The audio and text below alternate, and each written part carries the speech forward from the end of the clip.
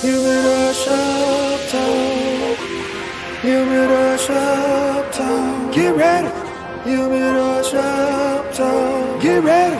Humidor shop talk. Sports. Humidor shop talk. Cigars. Humidor shop talk. Get ready. Humidor shop talk. Get ready. Humidor shop talk.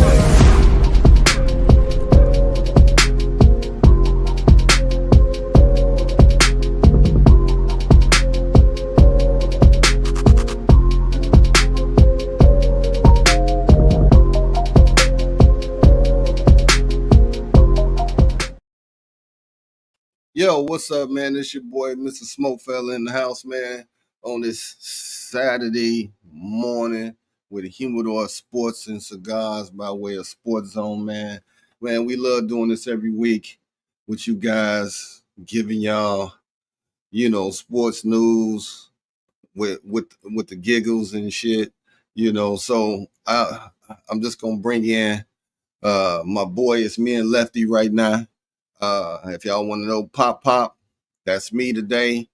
The grandbaby, she turns 1 today, so I'm Pop all day long. So Lefty, what's up, man? What up? Good morning, welcome. Mark safe from that bullshit fight last night on Netflix. Oh man, bro, talk about it. Happy birthday to your granddaughter, of course. I think I'm gonna change your name to Nathaniel. You look like a Nathaniel. Nathaniel? Yeah, not Papa. I don't like that. Nathaniel? Grandpa Nathaniel. That sounds like I should be at McDonald's playing checkers right now. You got to have an old man name to be Papa. You can't be Ben or Bernard. You got to be old man. Grandpa Nate, huh? Yeah, that is. Papa Nate.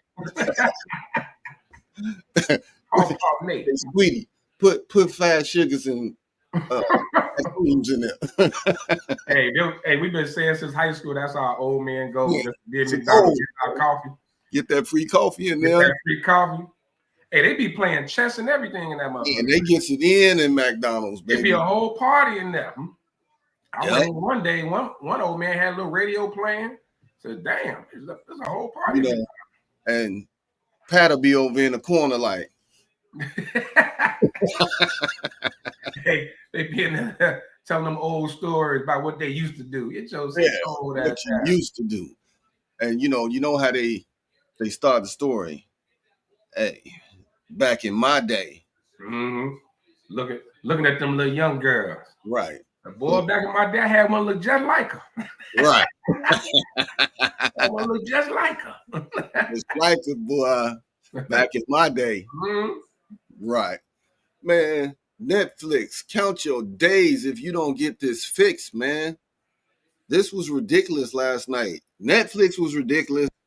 The fight was ridiculous. I mean, what?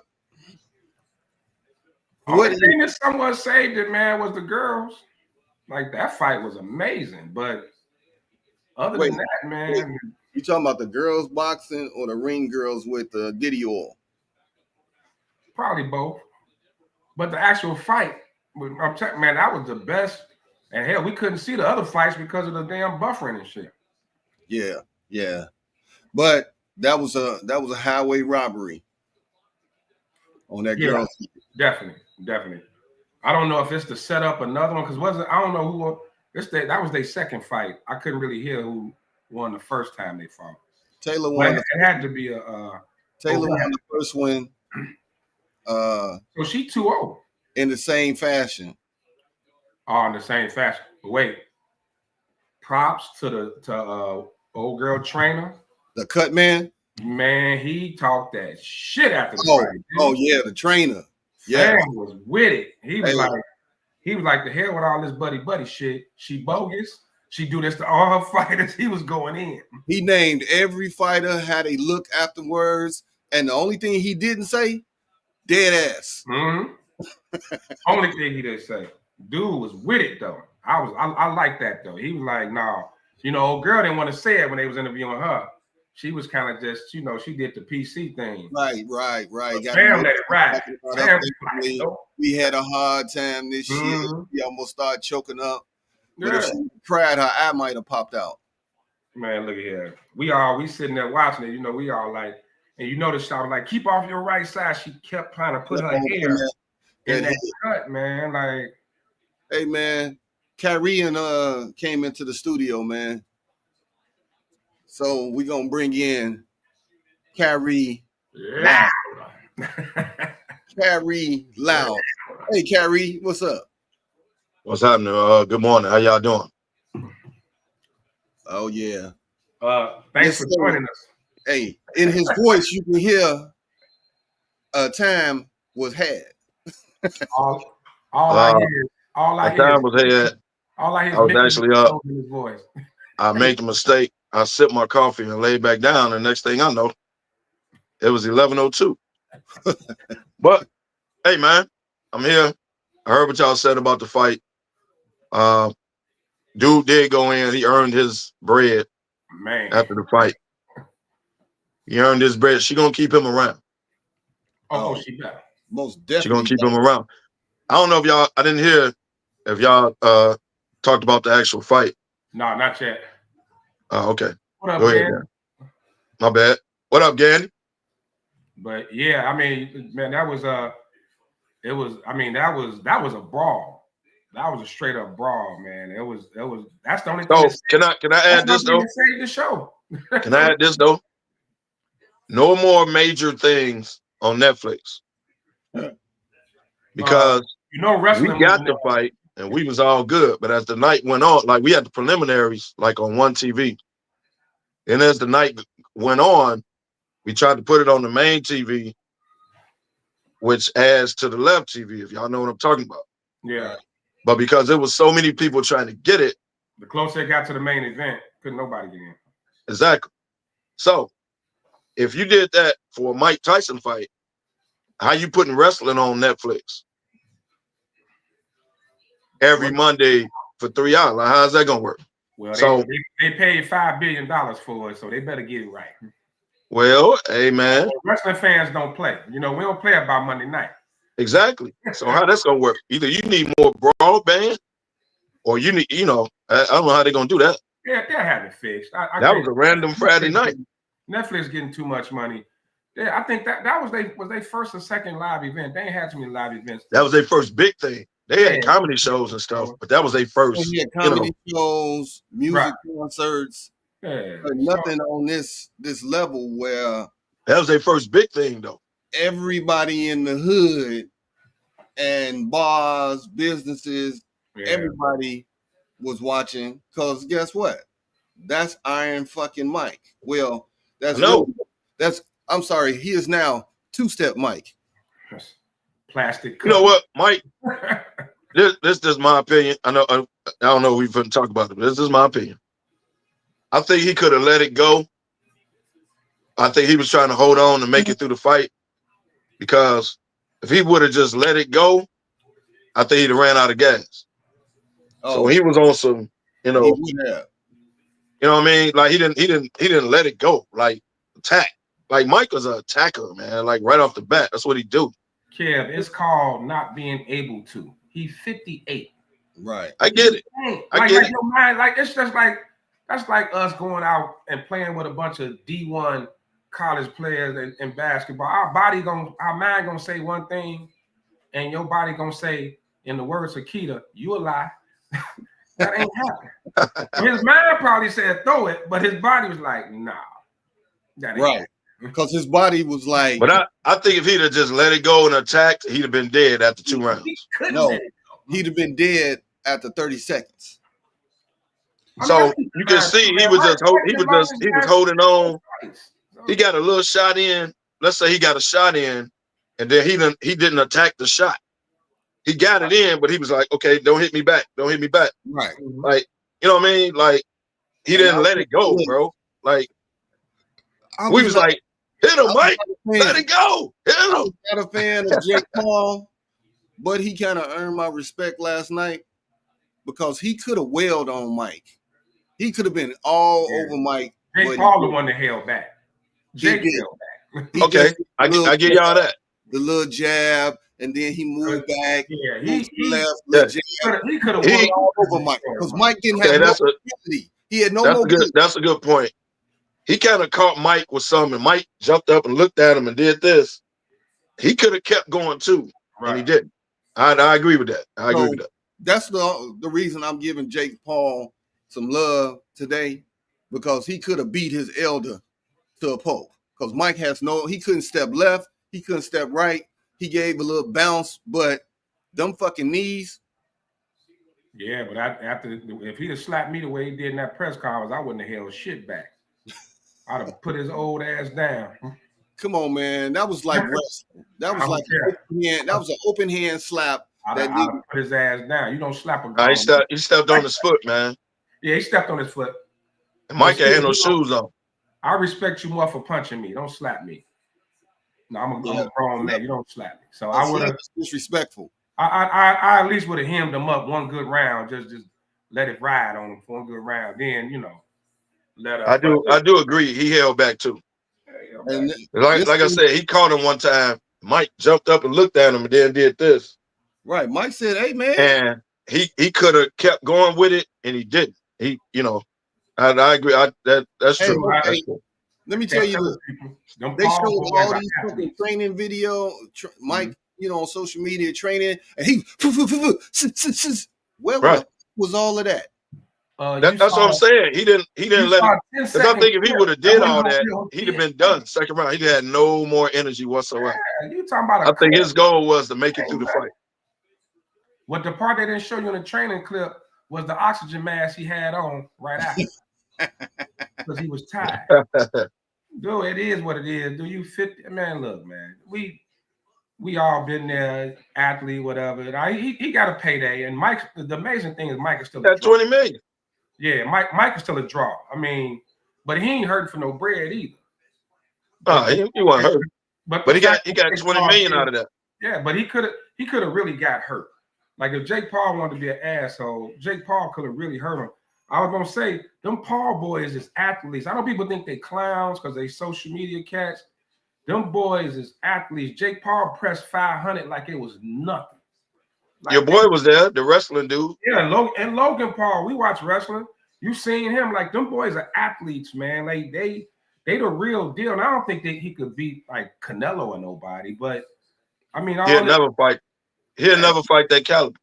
Yeah, but they went down his resume. Remember, he fought Nate Robinson. Yeah, this exhibition type stuff is right. He's gonna kill him now. He didn't fight Nate. He slapped Nate. And Nate was gone. What about that big was that linebacker DB? He beat up too. He knocked out. Worley. Yeah, Worley. He fought Worley. He fought what's the UFC dude? Like his resume. Ball head cat.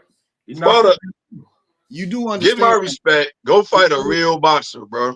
Transition from a UFC to boxing. You can't use your legs. It's totally different. Silva. Anderson Silva. Silva beat. Yeah, so that transition that's different, man. What up now?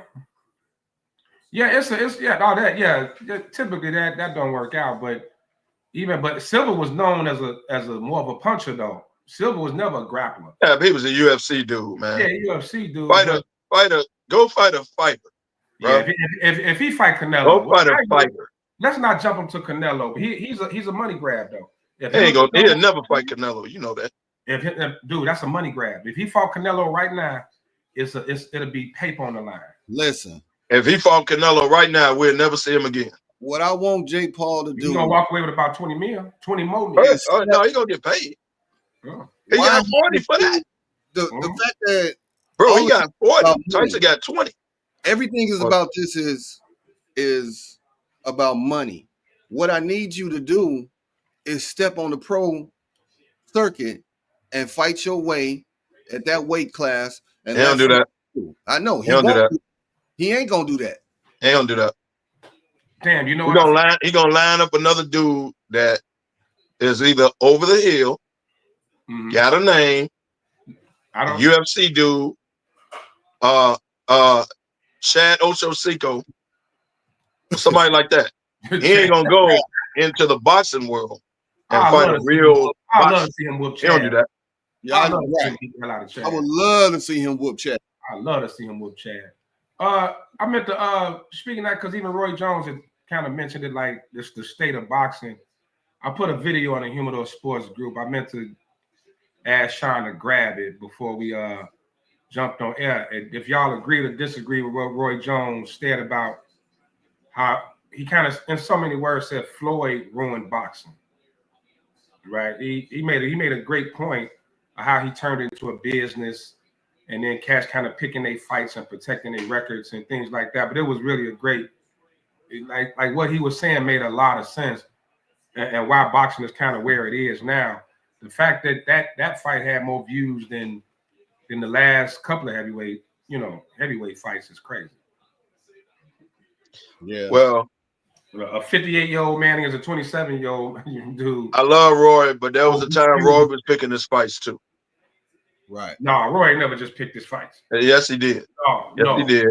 No. We can say he fought everybody, but Roy at a time, Roy was picking his fights, bro. He won in 3 classes. Yes, he was. He was the man for a minute.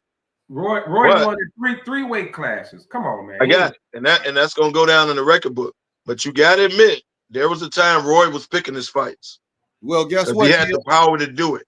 Hey, kid. He had the power to do it at the time. He was picking his fight. Because everybody was like, who is Tyler? Who's this dude he fighting? He picked him.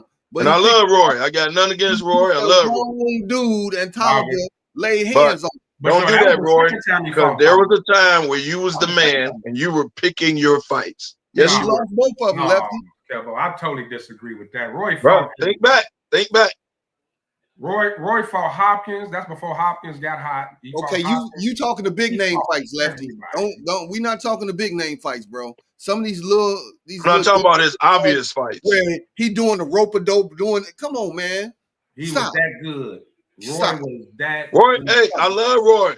I love him. That good, dude. But he cannot say he was not picking his fights the same way Floyd did. Can't say that. No. Floyd made more money doing it. Man, Floyd's last 10 fights were horrible. He waited. Okay, I got it. And the last few were exhibitions. I get that point if that's the point he's trying to make. I get it. But you did the same thing when you exhibition with Tyson. So you did it. Floyd beat everybody. Roy, don't do that. Nobody for him to fight. Hey, Roy, don't do that. Don't do that. Floyd beat Shane when he was past his prime. De La Hoya past his prime. Pacquiao after he got off his hot streak, waited till he lost, and then he decided to fight him. Mayweather. Okay. Think about how many years didn't Roy fight Mike Tyson? And that was an exhibition. They was 72. Okay, so you did the same thing. That's an exhibition. So and while you were fighting Roy, you picked your fights too. They ain't even counting his record. Mayweather been fighting how many years? 20-something years. He only got 51 fights. That ain't, man. Come on, dude. He fight once every 2-3 years. And he picked these bums. Well, we're not talking now. We're talking about back when they was in their prime. Mike Tyson got 50 what? 7 fights? 58? 58 with that one. Mike got locked up. But Mike got locked up. Mike lost his mind for a little while. We know what happened. You know. You know what happened with Mike. We know the bullshit that went down with Mike. Right. Hey, yeah, okay, DeMarty, here's my point. Roy would have a point if he didn't do the same thing. There was a time when Roy was the man. He was picking his own fights too. There was a lot of fights that people wanted to see Roy fight, and Roy didn't do it. So don't do that, Roy. Don't do that. That's bullshit, Kevo. I'm telling you. Roy handpicked his fights. Some of them. Yes, he did. Mayweather was fighting cats that shouldn't be fighting in the YMCA on 63rd. Well, we ain't talking about his later years, his exhibitions. We're talking about when they were in their prime. Hey, man. I'm talking about when they was the dudes. There was a time when Roy was the dude. Kevo, I want to bring in Skillet. Skillet is here, man. What up, Skillet? What up, man? Hey, DeMarty, stop, man. Get your ass off that Roy soapbox, man. Are you serious? You said Roy handpicked his fights. I'm gonna tell you what Roy sounds like. Roy sounds like a washed-up dude who mad because somebody else was able to capitalize and make more money than he did. Thank you, Pat. That's what that sounds like. Man, Thank you, Pat. garbage, man. Nobody want to hear Roy that. did the same thing during his prime. Whoop his ass, Pat. When Roy was making the Get him, money, Pat. when Get Roy him, was Pat. making the money and picking Get fights, him, Pat. nobody saying nothing. The one thing Roy never did, Roy never protected his record. Roy went in there, even when he started losing, he went back in there. Floyd done fought Conor McGregor. He done fought a crackhead on 79. He ain't fought nobody in the last 10 years. And guess what? He ain't had to fight nobody to make money. If I ain't got to fight nobody, if I ain't got to do something stupid to make money, I'm going to make money and I'm going to get paid. Ain't nothing Man, wrong with that. The Ain't man nothing fought wrong and with got that, paid. man. He monopolized. He did like any other businessman would do. He monopolized on the game. That wasn't the problem. And when Roy was saying, he wasn't saying like, yeah, get your money. But when you at the same time, the state of boxing, look what happened. How many mega fights? I mean, true mega fights did Floyd have in his career? I mean, Well, a lot of that is on the promotion too, because I can get you Bob 4. Arum had a lot to do with that. He wouldn't let his top rank fight. That's why Pacquiao and them went to that other division. Right. He wouldn't let him do it until what's the name got out of there. A lot of that got to do with the promoters. I don't think the boxers necessarily don't want to fight other fighters. A lot of that got to do with the promoters. Bob Arum has a lot to do with why it hadn't been major fights in years. A lot to do with that. That's why Floyd left him. Okay, Floyd started making his own fight. What I'm saying, as Floyd approached 50, as Floyd approached 50-0, them last fights was bullshit. You ain't talking about the exhibition. You talking about his actual last fight. Exactly fight. When Floyd got to around 42, 43, them last couple of fights, man. Come on, other than the Pacquiao one, but even that. So, come on, dog.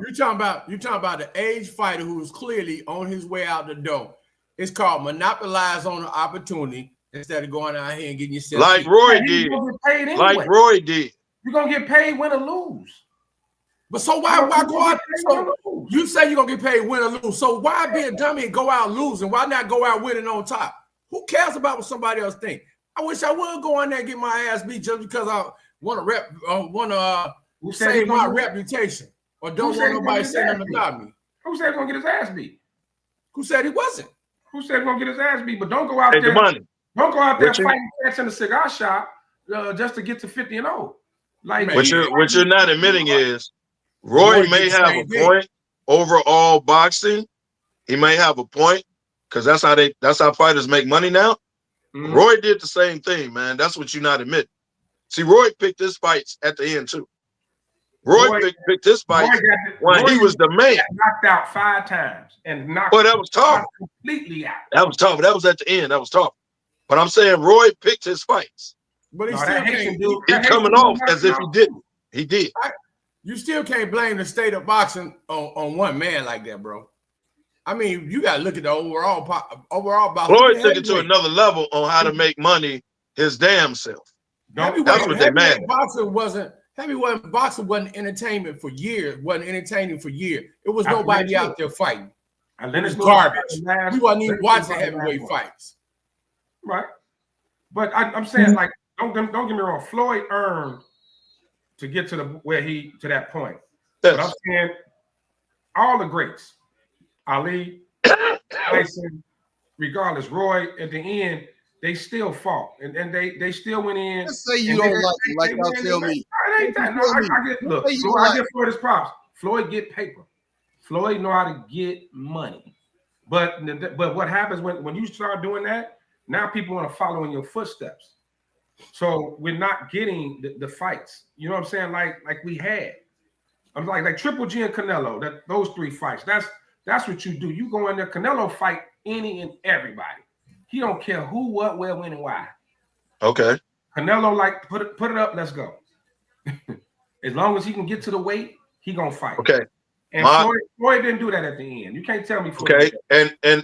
But my thing is, you're not admitting Roy picked his fights too, bro. So Roy can't stand on some stepping stone that he ain't never did it. Can't do that. After he started getting knocked out, though, Roy wasn't as big of a draw. Remember, after he started getting knocked out, after he got knocked out with Tarver, Tarver knocked him out, and then that dude from the Islands knocked him out too. can't think of dude's name. He was a one-hit wonder, but Roy got knocked out a few times. Tarver was worse though. Tarver put the boy outside the ring. Well, Tarver was the beginning of the downfall. Like Tarver asked the man, "Do he have any excuses?" and then knocked him out the same fight. Yeah. Remember, he barely beat Tarver the first time. That was their second fight. Right, that was their second fight. That was their second fight, and Roy won like by what Tarver thought was a bullshit decision, and then Roy went in and fought him again. Floyd has not fought anybody back to back. He didn't fight the. Well, at the end, Floyd started making money. Like he started. The McGregor was about money. Yeah, you know what I mean? Like he started doing that. So he was already done. Well, in my opinion, he was done with boxing. At that point, now it's just exhibition. That makes Floyd a genius. He did fight back to back with Jose Luis Costello. Who? He fought Costello. I'm just saying. You said he didn't have back. This boy said. The body said. Who? Hey, he had back-to-back fights. We should have had a De La Hoya 2. We should have had a Pacquiao 2. There should have been multiple fights, man. Well, here's the thing. I remember that fight, and if De La Hoya would have kept fighting, he'd have won the fight. De La Hoya stopped fighting. That's how Floyd won that fight. Yeah, De La Hoya got tired. Remember, Costello was De La Hoya was winning the fight. That hit Mayweather after the bell. Yeah. After the bell, he clocked him in their first fight. Oh, I mean after the break. When they break when Floyd knocked him out. Yeah. That's who that is. Now I know that. Yeah. Don't call him by his name. Say the dude that Floyd sucker punched. Right. That's who he is. That's the dude Floyd sucker punched. Oh man. Somebody said left to get his owl on. That's hilarious, man. Hey, man, I'm just saying. All right, man. We ain't going to no. We're not playing no intro to this. Sean. Oh Lord. Give us some video of the Bears, and we're gonna talk about this. Let's go. We're going straight to the Bears? Yes. A lot done happened this week. Right Sick of it already. Right to the shits, huh? Yeah. Right. Exactly. To it. Man, with it I think it does a early. lot well. I think when it comes to just natural ability from throwing the football is, I think, clearly and obvious. I think being able to understand how to get the ball out of his hands as fast as possible when it comes to not the concepts we kind of just end up dialing up, but also being able to let him use his natural God-given ability at times when it's relevant. Not every play, but when it comes to especially situational ball, third down, red zone, and come alive with that. Bring it forth now and run with that. So we have to be real with yourselves. What is real right now? We ain't moving the ball. 3 and outs are happening too many times, and we're getting 3rd and longs too many times. Why do you think that's happening? I don't know. We gotta go back and look. Do you have to be concerned that this locker room is splintering? No. You can't splinter. Can't go apart right now. When you're down, and you just gotta come together. Is it hard to have confidence in the game plans that you're getting when consistently they haven't resulted in positive results for you all? You gotta stick with the game plan. You know, that's what we go out there and practice, and you gotta go out there and execute. Was it stunning today to you to see this defense and walk out here with 3 points? Yeah, a lot of man coverage. Got a lot of playmakers on the field that can beat man coverage, and we just didn't get it done today. Well, first of all, he was wearing the Sox hat, so the season doomed anyway. You would. John ain't gonna peep that part. Well, go ahead. No, go ahead. It all makes sense. It all makes sense. But go ahead. Go ahead, y'all Bears fans. Go ahead. About that Sox hat. Hey, Frank Thomas. He always wears Sox hats. He wears a red one and a black one. I know. And it all makes sense, Sean. But go ahead. Frank Thomas. I'm glad I wasn't drinking that when you said that. That Sox. It all makes sense. It all makes sense. Real classy, Kevo. Real classy. Real. I'm That just was saying, real it all classy. makes Real sense. classy, Kevo. It all put it all together. Put it all together. That's why they want you to stream to even see the Chicago teams. It all makes sense, man. Put everything together, man. You'll see one big, you know what? Let's put it all together. But go ahead. I'm sorry. Hey, go ahead. Come That's on, terrible, man. Hey, listen. So we got the transition to the new OC. He got out there in front of the microphone, didn't shy away from the conversations. He said exactly what he's going to do going He said forward. what he said. He said what he said. He did not lose the press conference. So I got to give him his credit, because every coach for the Bears that have gotten up there has lost the press conference over the last 2 years. He did not. He's going to change up the game plan. We will see how it goes. Kev, I ain't saying we finna come out there and be the greatest show on turf, but I'm hoping that we see some change. We ain't even the best show at Gately right now. Damn. I think I'm gonna go for y'all because y'all Bears fans. Money. That's real. I think the only difference is gonna be he's gonna try to run the ball, change it up a little bit. He's gonna try to run the ball to protect Caleb. Instead of Caleb standing back there holding the ball, scared to throw it, I think he's gonna make a conscious effort to run the ball. I think you're gonna see more energy tomorrow, even though you're not gonna win the game. You're gonna see more energy, guys with passion want to play, that kind of thing. It's really the only difference you're gonna see. Because I would ask y'all this, y'all Bears fans. What is he gonna step in and do? Or what plays is he's gonna call that all of a sudden is gonna make a big difference? This is the same dude that coached Bryce Young to a 2-15 record. Yeah, but offensively. They have so what out. plays is he gonna step in and all of a sudden it's just gonna take off? Please answer me that. I think he'll try to run the ball more because you got to protect Caleb, man. Man can't take 9-10 sacks a game. He just simply can't do it. A lot of that, he got to throw the ball. He got to get rid of the ball. I agree. I'm not saying it's all on everybody else. He got to get rid of the damn ball. But at the same time, man can't take 9-10 sacks a game, bro. Do you know that he's leading the league in sacks? Do y'all know that? He's about to break the record. So I think he'll run the ball. He's gonna find DJ Moore. he go find DJ Moore. But other than that, seriously, what plays is he gonna call that's just gonna change everything? Like what scheme did he got that he was holding that's all of a sudden just gonna break out? DY just I y'all that as Bears fans. DY just fact checked you. He said he wasn't calling the plays. Frank Reich was.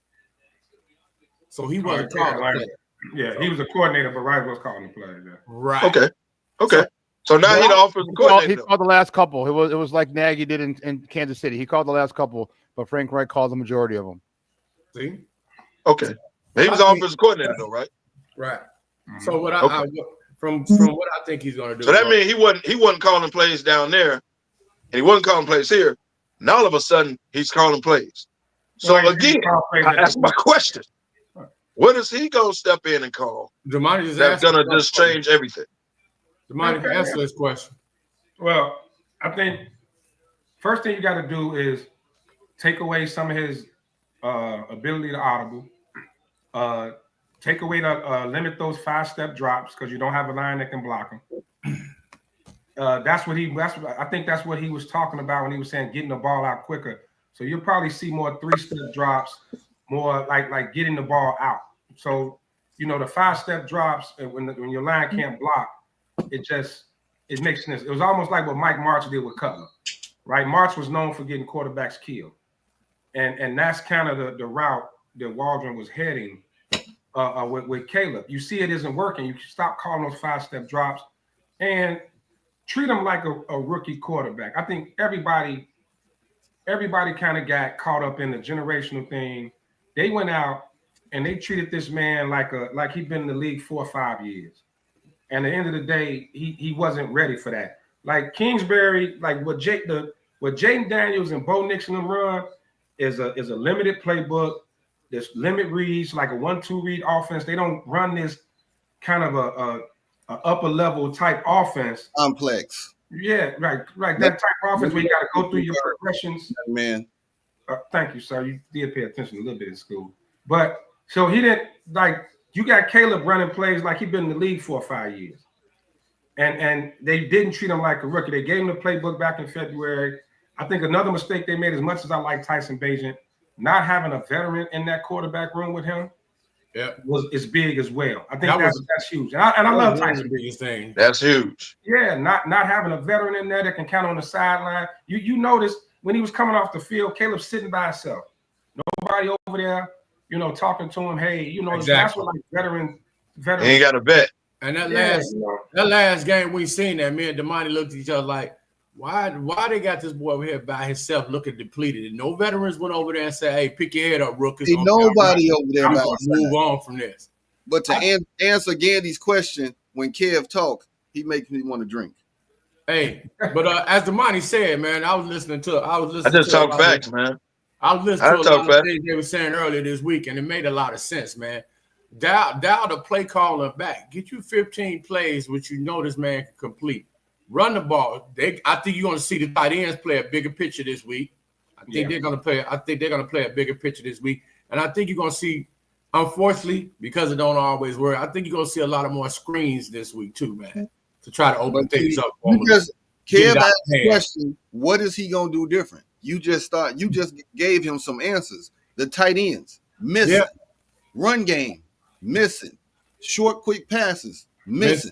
All that stuff was missing from Shane's play calling. Quick play calls, man, don't let him sit back there and hold that ball. Those are the changes that we want to see, Kev. He got to get the ball out quicker. I 100% agree with that. America knows that. He got to get the ball out quicker. But think about this, y'all. Caleb Williams can actually run. Doesn't do that. He don't like at the end of the day, okay, let's say he go to his progressions. Let's say DJ Moore's open. He won't pull it. He won't pull the trigger. At that point, he won't take off either. But so, bro, you're right. Take off. Right. Get a good 3-5 yards, and now make it 2nd and 5. Okay, you missed him when he was open. You missed him when you should have threw it. Get that. But then at least take off. You can't stand there and take the damn sack, bro. Yeah, that's never really been his game. Like he's been like that. I'm not saying he's a runner. Don't get me wrong. I'm not saying he's a runner like, let's say, Jaden Daniels. I'm not saying that. But there are times when you done held the ball too long, and you done held the ball too long, and everything's collapsing. I know what you step up and take a couple yards, man. Because you can't just stand there and take the sack. Joe Burrow is not a runner, but if it breaks down, he gonna get you those 3-4 I'm gonna give you 3-4 yards, 9 seconds, and you know what I mean. I'm not gonna just stand here and take the sack. Mahomes does that too. But at the same time, that's also a part of the rookie development. He's sitting back here, he think he's doing the right thing, but at the same time, he's not doing the right thing. He's not using his God-given ability and playmaking ability to get outside the pocket and run the ball and stuff like that. We've seen him taking these sacks. And that's what the offensive coordinator was just saying. He's like, man, I got to give him a little bit, not everything, but give him something to be able to use his God-given ability as an athlete. You know what I'm saying? And that's what was taken. To me, that's some of what was taken away from the boy. It was like they had him back there telling him, sit in the pocket. Don't come outside the pocket. Stay in the pocket. He's literally going through his reads, and when he should let the ball go, he doesn't. Right. Like, you're not going to see a wide open dude when they run their routes. It's the NFL. You got a limited amount of time when you got to let that ball go or lead him to your pass, whatever, right? You're not going to have a clean window. Let's say DJ Moore runs a route. You're not going to have a clean window every time, but there's a time you should throw that ball. But DJ Moore is making this cut. Throw the damn ball. Lead him where you want him to catch it. Yeah, he won't let it go. So now, okay, you done held the ball too long. Now you looking around. Now your pocket, you only got so much time, bro. Right, but it's something that it's something he's done his whole career. They have to. He can hold the ball in college and make the spectacular play at the end. Can't do that in the NFL, one dog. question I wanted to ask, and Sean, I don't know if I missed it. I didn't know if they asked. I was waiting for somebody to ask them, were they going to have scripted plays for the first drive, which is something Waldron didn't do. You know how the first 15 plays. Yeah. Usually that's what most NFL teams do. I don't know if anybody have that except Waldron. I didn't hear that. I assume. Let me say, I would. Here's the one thing that I was saying beforehand. We've all been in a secondary role, the vice principal, assistant coach, or this. You're the one not making this, right behind the guy making the decisions, haven't we? Damani assistant on phone before he became headphone guy. So what I'm saying, the reason I say that is when you're number 2 and you're not tasked with making that decision, you can clearly see what works and what doesn't work. You can clearly see what needs to change and what is effective. Right? Yes or no? Right. Okay. So hopefully now that Thomas Brown, and he told you what he's going to do in that clip, get the ball out of his hands, all right, ask you to do something crazy like on third down or in goal line, all right, he's gonna run the ball, all right. The thing that when you're number 2, I hope he takes what he saw that was wrong and fixes it. He seems like he's going to. I like what I mean. Hold on.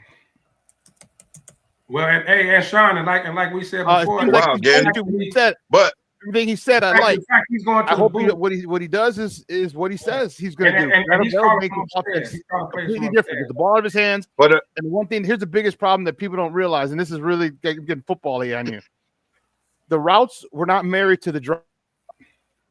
By that I mean, if you notice, you take 2 or 3 step drop, and the receivers are still running their routes. They're not open because they're in the middle of the routes. Like those, you need 5-step drop. There's so many times he's at the top of his drop, and these receivers haven't finished their routes. Hopefully he changes that because that'll help Caleb out a lot too. That's the reason Caleb has had a lot of sacks as well, because he's ready to throw the ball, but the receivers are still in the routes. And that's scheme. That's offensive coordinator shit stuff. Right. So if he didn't call the plays in Carolina, which y'all telling me, even though he was the offensive coordinator, and he hasn't called plays here yet, what gives you confidence? And now he's actually going to call the plays. And what gives y'all confidence in the dude? Because if you're telling me he didn't actually call, that was Frank Wright actually calling the plays, even though he was the offensive coordinator. What he's shown, what he's shown the organization. You got to get somebody start somewhere. Yeah. What he's shown the organization. You stepping in when there's a crisis in the organization. You're not stepping in at the beginning of the season. You went to preseason as you're stepping in when it's a crisis. Did he not get an interview? If you haven't called plays where you previously was the offensive coordinator, Sean, did he what would give you confidence in him? And now you're gonna call the plays. But he called plays last year. He just called the last couple of games. He called the last. Again, it was like Nagy when he was in Kansas City. Andy Reid called the plays, but Nagy called like the last 6 or 7, calls 5 or 6 games. Nagy was actually the offensive coordinator. He didn't call plays. He didn't call plays in Kansas City. And it's the same thing. This is the exact same thing as Thomas Brown. So, I mean, if you want to go off of that, then should we expect the same things that Nagy gave us? I mean, Nagy gave us 2018. So here's no, your defense gave you 2018. Hey, Kev. Defense didn't throw 6 touchdowns against Tampa Bay. Defense didn't do that. Khalil Mack them gave you 2018. Let's keep it real. It wasn't your offense. Defense didn't throw 6 touchdowns in one game. That's not the defense. That was one game.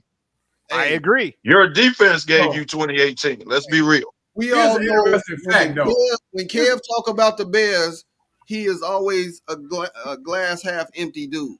That is him. Hey, man, I just say the things that y'all leave out. In 2023, Kev, in 2023, Brown was voted the #2 offensive coordinator by the National Football League's Players Association survey. So they took a survey. I said by the National Football League Players Association. They did a survey, and he was voted the #2 offensive coordinator. Even though he didn't call plays. That's just what it said. But you keep saying that. You keep saying that, and you're leading people the wrong way. All right. Yeah. Don't do that.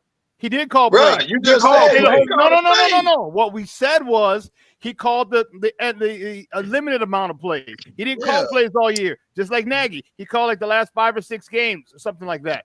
So don't say he didn't call plays. He did called call plays. He called a Game plan plays, was in. Yes. Now you're Okay, going man. down. Hey, Bears fans, good luck. Well, Kev, digress for a minute. The other thing I like about him is he's going to be in the booth, so he's going to have that eye in the sky view, and he can communicate with Caleb and see what's going on. A little more like, hey, like go here. This is a weak spot. Like when you're up high, it's a big difference. Like a lot of coordinators do that.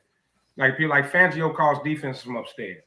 You know, like so that could help a rookie quarterback, helping what he's seeing. And things like that. I mean, those are it's just those different things that you think. Now, who knows? It could go well. It could be a bust. I don't think nobody expecting to score 50 points a game. That's your new name, Kevo. Nobody called Kevin. And that's my man. We hung out. I hung out with him. That's my man. I don't care what y'all say about him. That's my man. Shout out to Jay. And Kevo, everybody. And you talked about the defense in 2018. Hey, I hate to tell you, Mr. Trubisky was also went to the Pro Bowl in 2018. So we could talk. That's because he benefited off your defense. He went to the Pro Bowl in 2018. And other thing is, who you say went to the Pro Bowl? Mr. Trubisky. Because the offense benefited off the defense getting the ball back, number one. So they had to stay on the field. The defense got the ball back. Khalil Mack got a lot of sacks that year. Like Eli, and it benefited the offense. And it all showed up when you lost in the playoffs. Like Eli, you're not giving him any credit for actually scoring, right? We've seen quarterbacks who haven't been able to score, and you're not going to give the offense credit for scoring. No, I'll give the offense credit for scoring, but what I'm saying is your defense led that. Your defense was 2018. So the same way you tell me the Giants defense led Eli. So we're gonna do the same thing. So you're saying the only time it can't be your offense was all that and your defense wasn't. When I talk about Eli, you tell the defense did all that. So we can't have it both ways. I'm not sure if what you're talking about as far as just Eli, because Eli benefited. They told me Eli never threw the ball. Eli never did this. It was all defense. Okay, I'm telling you the same thing. That's your issue with them. All right. My issue is 2018. Mr. Trubisky went to the Pro Bowl. I wish he went to the Super Bowl. I went to the Pro Bowl, and every single time it wasn't because the defense got a turnover when we scored. It wasn't that. All 6 of those touchdowns against Tampa Bay were not forced from a defensive turnover. You keep bringing up one game, Sean. That's one game. Okay, I bring it up a whole season. That's one game. He went to the Pro Bowl. Are you telling me Khalil Mack and that defense wasn't a big part of 2018? That's not what he said. You show me a team with. No, I'm asking. I answered your question. I said yes, but I said you tell me when a team doesn't take advantage of the defense doesn't help their team. You show me a quarterback when they've never scored. The only time they scored is at a 3-and-out. Actually, then the defense still help you because it's a 3-and-out. I'm telling you, that's what Mr. Trubisky did. He took advantage of what the defense set up. So what's the problem with that? So Trubisky ain't no problem with it, but just admit that 2018 had a lot to do with your defense more than your offense. So hold on. 2018. That's all I'm saying. That was Khalil Mack first year, right? Hold on, Kev. Slow down. Trubisky 2018 passer rating 95.4, 3,223 yards, 24 touchdowns, and 12 interceptions. That's a pretty good year. I don't see the purpose of you saying the defense. The defense didn't do all that. The defense helped, but that's what football is about. It's the ultimate team sport. I'm not sure. So you mean to tell me that your NASCAR package of Strahan, 2-finger, what's his name, and Pierre Paul, and they didn't help Eli? I mean, come on now. Of course they did. I never said they didn't, but I'm always told Eli. Hold on. Here's my point, Sean. I'm always told Eli and Plaxico and the running backs did nothing. It was all about our defense. That's what I've been told for years. That's what I've been told. I have to fact check you, Kev. I don't understand how this ain't the same thing. I guess it's my point. The Bears, we show the comparison. It's the same thing with Eli and that damn defense, bro. That's what you're not understanding. What's the problem if your defensive led? Correct. What's the problem if your defensive led? I've just been told that Eli ain't do a damn thing, and it was all about our defense on how they won 2 Super Bowls, beating Tom Brady. That's what I've been told. Who told you Eli win Super Bowl MVP? Who told you Super Bowl MVP? I'm just telling you what I've been told. And now all of a sudden, when it comes to the Bears, it wasn't like that. But Kevin, here's the thing. You keep saying you was told that. We never said that to you. Yeah, you have told me Eli wasn't shit. You told me Eli wasn't the one throwing the Plaxico. You told me the running game wasn't all that. It was all about our defense. That's what you told me. About the run game, What you told me. Two-headed monster back there. Now all of a sudden, when it comes to the Bears, it ain't like that. We said, y'all can't have it both ways. Well, go ahead, man. It's cool. Go ahead, man. It's the Bears. I get it. Go ahead. He caught the pass on his helmet. That was all fucking luck. All right, man. We getting off track. Bears Packers tomorrow, man. Nobody care about 2018. The damn Eli, man. Right. This is what Jay Harvey does to us, man. He takes us. No, I don't do that. Y'all do me. But when it comes to your team, y'all try to flip it. But what you don't realize is that some of the same stuff you done told me. Okay. Then when I bring it up, all of a sudden I'm tripping. Okay, Harvey. When it comes to your team, we got you, Harvey. Well, go ahead. It's cool. Bears Packers tomorrow. Bears Packers tomorrow. What? Yeah. Well, that's a loss. Bears Packers tomorrow. What are we looking at something? Are we gonna see something different? They haven't scored a touchdown, 9 quarters or whatever. He'll score a touchdown. They can't play behind. Period.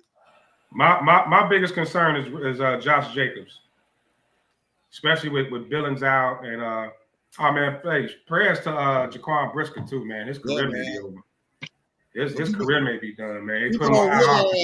This is his 6th or 7th concussion dating back to college, man. Yeah. So that's why everybody like, why is he out so long? It was just concussion. Okay. They put him on IR, but it's really more than likely his season is over, and now he got to start thinking his career. And the way he plays, he's gonna get concussed again. More than likely. He's a hard hitter. He's just how they're not bringing him back. Yeah, he's just how he plays. But I don't know. I'm not really worried about Jordan Love. I'm more worried about Josh Jacobs tomorrow. Because the Bears been getting ran on like 40 going north lately. I don't know what it is. And he clearly been putting up. What about them young receivers they got? Reed. Jordan Love out, ain't he? Jordan Love playing. Nah, he playing. He banged up, but he playing. Yeah, I like Jalen Johnson, Tariq Stevens against their receivers. I think it's Reed, Watson, them young receivers they got. Mm-hmm. You got Kyler Gordon back, so I think the secondary. Romeo Dobbs, the other one, Romeo Dobbs. Dobbs is another one. Yeah. Oh. Yeah, I don't think the Packers are unbeatable. It's just if the offense could. They ain't unbeatable. If the offense miraculously can put up about 24 points, they got a shot. But I just don't want them to. I don't think so. Start behind early. That is never a good. Well, with the Packers, gonna get destroyed will y'all admit y'all gonna have to score points with them? Yeah. I think they're gonna shock us tomorrow, bro. Like you said, they're gonna come out with a lot of energy, and I think he's gonna have a great scheme for them for this first game of him calling plays. We gotta move the chains because we can't let the defense hang them out there to dry and have them out there for long stints. They get tired, bro. That's what they're gonna do, Ben. Their number one run stopper is out. Billings is out. Josh Jacobs, you paid him $10 trillion this offseason. You're not going to not give him the ball. All right, you're going to attack. You're going to attack where they're weak. You're going to attack where they're weak. I mean, hell, they ran the ball with Aaron Jones a lot. Then they had Aaron Rodgers. They ran the ball with Amon Green a lot, and they had Brett Favre. LaFleur is not going to stop. Is not going to start going pass happy until we show we can stop the run. And I don't think we can stop the run. I don't think we can stop. We can't stop Josh Jacobs. Yeah, not without Billings, but Billings would be tough. And without Billings, that's almost impossible, bro. Yeah. Well, I really want to see the first drive, how the offense looks on that first drive. If they can go out that first drive and score, I think the energy. I think you got a shot. Now, if you come out that first drive and 3 and out, and that here we go again type thing, and that's the fear. But I think if they can come out and that first drive, look kind of good. Of course, we want a touchdown. I think you got a shot. I think they'll have more energy. Yeah, it's a small shot. They get a shot if they can do that. But we have to see. They definitely. I want to see slants. I want to see curls. We haven't seen those things. And this is what he talked about when he said getting the ball out of Caleb's hands quicker. All right, if we start seeing those things, I mean, and if you heard what DJ Moore said, that was a shot at Caleb. All right, in the clip we played where he said we got a lot of guys that can beat man. We just didn't get it done. Yep. He's talking about himself. He's a man beater. No Diddy. All right, he's a man beater. Sean, I was going to say, It was a Diddy moment. what in the Diddy? Okay. It was He's very. great. Hey, Sean, it was very baby oilish. I was just gonna let it go till you got to the point. No, that was baby oilish, but Baby oilish. No, baby oilish. but that was get him the ball. You got a guy who's great in man coverage versus man coverage, and you're not using him. And hopefully Thomas Brown makes him use it. Other thing too is trusting your protection, which he has been to do. My fear was I see him getting happy feet. I see the happy feet starting. Well, you would too if you take 9 sacks damn near a game. That's what I'm saying. And when you're dropping back, you're getting them happy feet. You got to be able to drop back and focus on the. You must be talking about just for this game because the boy ain't had no happy feet yet. That's why he's been taking all them doggone sacks. No, what I mean by happy feet, like not planning. You kind of you're watching the rush. You kind of like you're not planting and getting the ball out. You saw that happens. That's happening because of what I mentioned earlier. That they're not married. The routes aren't married to his drop. He's at the top of his drop and he's waiting. He's waiting. Their backs are turned because they're still in the middle of their routes. Yeah. And so of course you're gonna get happy. Of course you're gonna take them sacks because you got nowhere to go. So that's got to be earned. That's got to be worked out first. And once then throw the ball away though. Why don't you throw the ball away and stop taking the actual sack? And it's two throws that come to mind last week. The one to DJ Moore that he skipped, missed. That he missed. Moore was open, and the one he airball. That's what I mean by not planting your feet. When you get happy feet, like instead of planting and getting the Roma Dunze, or your airball, or the one of Roma Dunze, I thought he was going to fair catch it because he put too much air under it. Yeah, that one too. That one, both of them actually. Both of those. Yeah, especially that DJ Moore when he looked like he was throwing it, like he was trying to throw it in the dirt. He threw it about 3-4 yards short, and Caleb doesn't do that. Like that's his arm strength. His arm is much better than that. We know that. But when those feet not planting, man, and you're not trusting your blockers, what's in front of you. That's what's gonna happen, man. It's the same old thing, man. It all starts at the bottom. It literally does. So, and I agree with you, man. He's missed. But a couple times he's had time and he's thrown some poor passes. And that's what really bothers me. He'll put too much air under the ball. The one was it against Indy or Houston, where he had DJ on a wheel route. He put too much air under through it and it was picked off. That was Jacksonville. Is it Jacksonville? Lead him. Just lead him like you. I don't know where what kind of coaching are they getting? All right, Justin Fields said it when he was here. He goes, maybe it's the coaching. What kind of coaching were they giving him? Because this ain't Caleb. They're asking Caleb. The problem is, I feel they're asking Caleb to be too conservative. You're gonna have to. That's what I think it was too. Let him go. Let him go. Let him go. You're gonna learn. You'll learn. That's what I mentioned about him. Just it seemed like they just wanted him to, like they told him, stay. He got to go ahead and throw the ball too, dog. Yeah, he holding that ball for a reason. And some of it's just as mental because you're trying not to make mistakes. So like you said, just let it go. If you're a rookie, if you throw 20 interceptions, so what? Like you're you're a rookie and you get a pass. Right, but when you're trying not to, like that's probably the hesitation. Like, well, he's not open enough, so I don't want to get it picked. Like that's open you're going to be in the NFL. That's what I'm saying. You ain't gonna have unless he's wide open. Cool. But you got a window in the NFL. You got to be able to make the throw, bro. Yeah. Or make the throw anticipating his route. Had the ball already in the air when he's turning. That's the whole thing. His anticipatory routes everyone talked about. This guy's the way he anticipates. That was the whole thing. His anticipatory throws. That was all that was talked about by everybody who wanted Caleb. And now he's not doing it. That was the whole thing. Oh, he could throw it. Justin doesn't do that. I mean, he's got to get back to that. Huh? Sorry, I get annoyed because the same issues that he's having are the ones that Fields had, and there were but this guy's getting a pass. Well, I think the only pass is he's a rookie, and you get that. But like I said, you have to. But you're generational. You're the best prospect since the position of quarterback was invented. So But when you come in and it's just the same cycle in Chicago. Playoff expectations, and now he hasn't thrown an interception in what 4 games. And he had thrown a touchdown either. He had thrown a touchdown, right? So exactly. So that's the hesitancy. Like Monty threw Sean the alley-oop. He threw that alley-oop quick. He ain't scored a touchdown either. But But you know how it is in the NFL, man. You gotta, let it go. Like you can't be afraid to throw picks. You can't be afraid to, like, don't stop trying not to lose and just. Hey man, my thing is this, man. Win the play. And y'all got to answer this, because when I brought up y'all ruined Justin Fields, y'all jumped down my throat. Y'all told me it ain't like that no more. We got Shane Waldron. We got all these weapons. It's not going to be that way. The national media, not just me, the national media is once again saying it's the same cycle in Chicago. Kevin. Y'all told me it wasn't going to be that way. You must Why got to be that way? It ain't like that. We got a whole new regime, whole new weapons, all that. 9 games in, it is the exact same thing, bro. Y'all on the road to ruining another quarterback.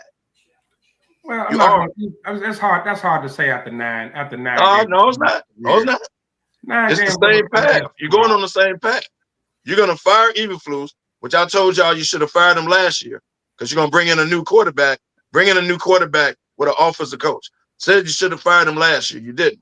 I said y'all brought him back just to fire him this year, and that's exactly how it's going.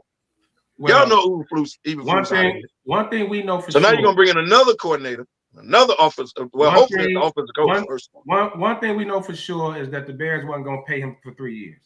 So firing him last year wasn't gonna happen. You got it. You were not gonna pay him. You should have brought in the offensive. You should have brought in the offensive coach for Justin. And then when you didn't do that, you brought in Caleb. You should have brought in the offensive coach to start with him. And I just said now you're gonna fire him. And now hopefully you bring in a offensive coach. That's giving him 5 years. I should have given you that was the issue. You're giving him 5 years. Here's the Bears got the money to do it. Here's what you're talking about. Here's what you're talking about. So here's exactly what you're talking about, Kev. Trubisky was with Fox for 1 year, then Fox gets fired, he gets Nagy.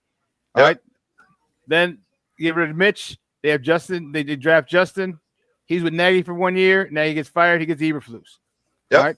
They go on from Justin. They got Caleb. Caleb was with Eberflus for 1 year, and then he's going. That's a picture of Ben Johnson, but who knows who that's going to be. So that's he ain't coming here. Oh no. Well, honestly, I'm one. Ben Johnson gonna have his pick of the litter. I don't think Poles can afford to bring in a rookie coach if he gets a chance to hire him. I agree. I don't think he can afford it because ain't no big name coming here, bro. You know what you're gonna do. Look, here's the problem. You talked about in the back how we see a lot of coordinators that aren't great head coaches. So that's a big risk because Poles, you're not gonna get a third coach. So you gotta. I would prefer a Mike Vrabel type that's done it, whether he's offense, defense, or not, someone that can coach the whole team. I would like an experienced coach. If Cleveland's coach gets fired, Stefanski. If he gets fired, but y'all don't realize that people are sitting back watching the Bears organization. I'm talking about big names. They're watching the Bears organization. They're watching the cycle, and they don't want to be a part of that. Do everybody? You'll get a hot shot offensive coordinator or somebody like that who's the next up for a job. You'll get that. But as far as like a big name, not coming to Chicago, man. They sitting back. I'm just being honest, bro. They sitting back looking at the cycle. The only reason they won't come here is get fired in the 2 fact years. they need to know how much power they're going to have. They need to know how much power they're going to have because that's why the Bears,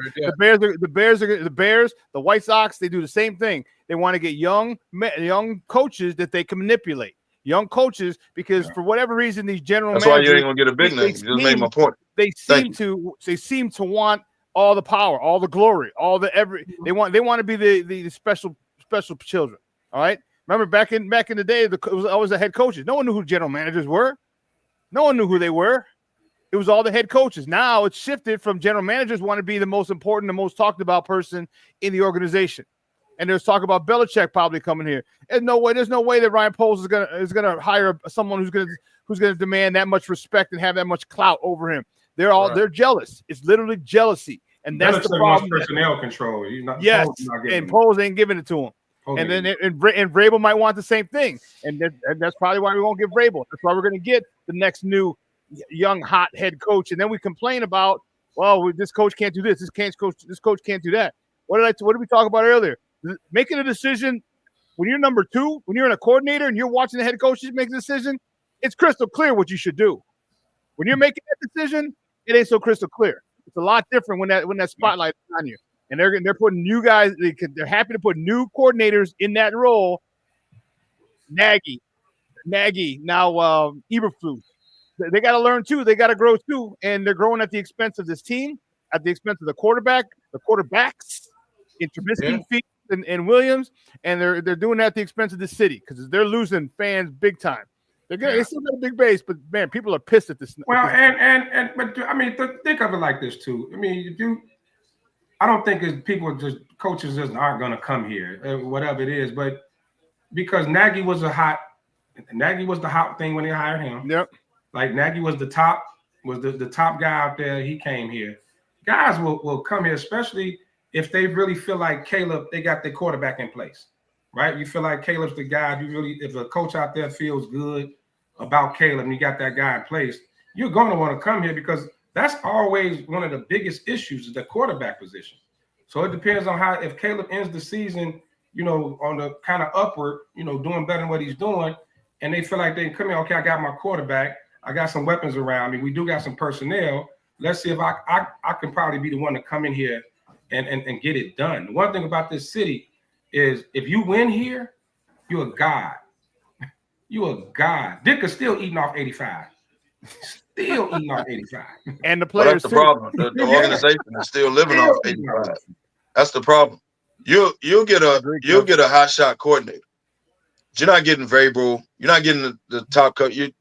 Bro, it's just my opinion. You tell me you'll get a hot shot coordinator with his first job, or somebody that's sitting on the sideline right now. They say he's gonna be the next one. You'll get that. Okay, so I put a poll up. Who's in the worst position? Bears, Jets, Cowboys. If you're a hot coach, you tell me which one of them 3 jobs which one would you prefer?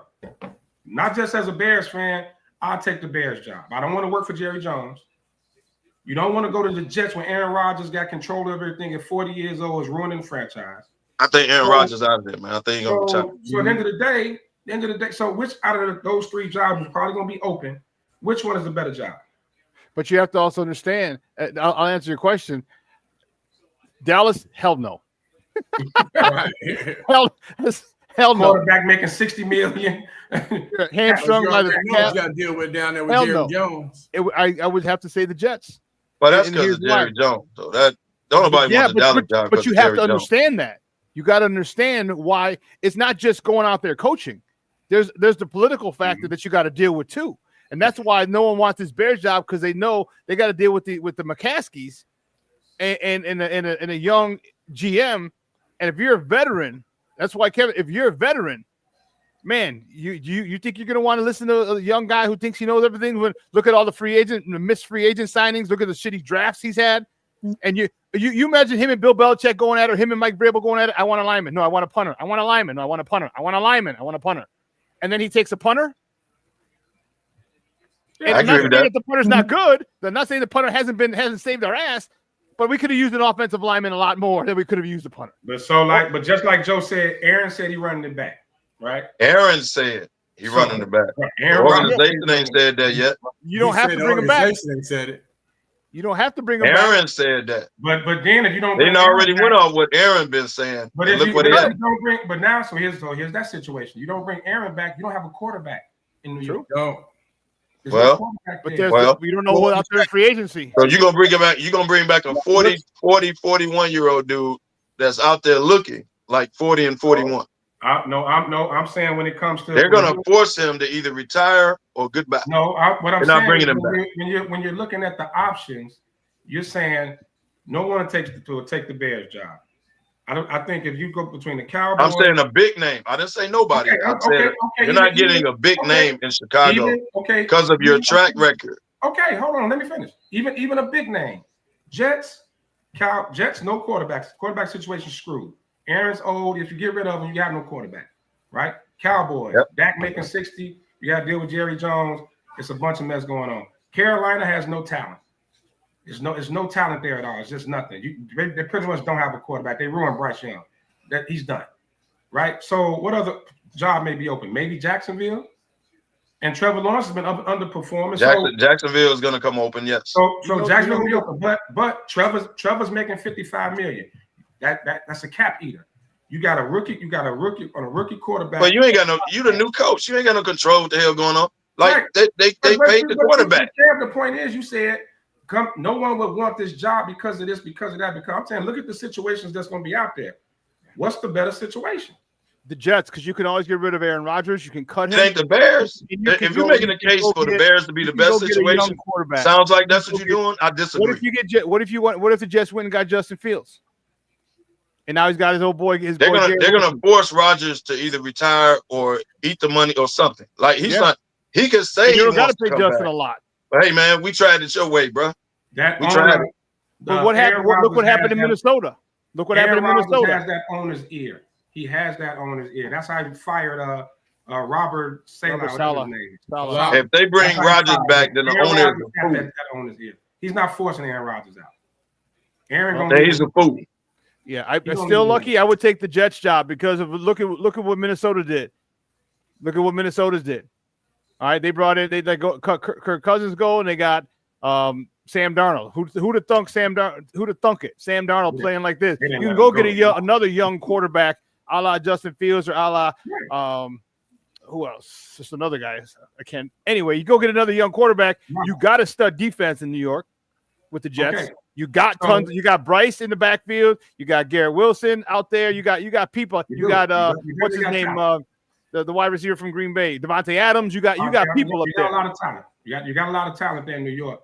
But once again, the talent around, like let's not say like the Bears there's no talent on this roster. No, not at all. Not saying that. A lot of talent on this roster. I'm not saying there's no talent. I'm just saying you guys' track record. No one is going to walk into this as a big name coach. That's all I'm saying, bro.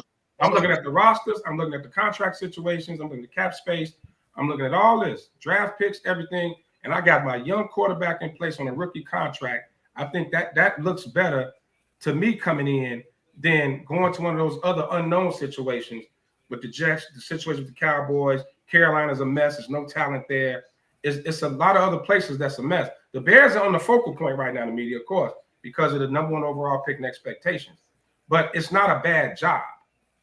Yeah, but you also have to look at you're not understanding that you're not just looking at the personnel decision. All right, at the personnel. You're looking at the front office and how it's run. All right, the support that you got. That's the big issue. You don't want to go with a guy again. That's the issue of not wanting to go with this general manager. Poor draft picks. Okay, you want to fight over a guy. All right, there were so many. Think about if you would have taken. You didn't have to take Rome Odunze at 9. You could have drafted an offensive lineman. You could have drafted a left tackle.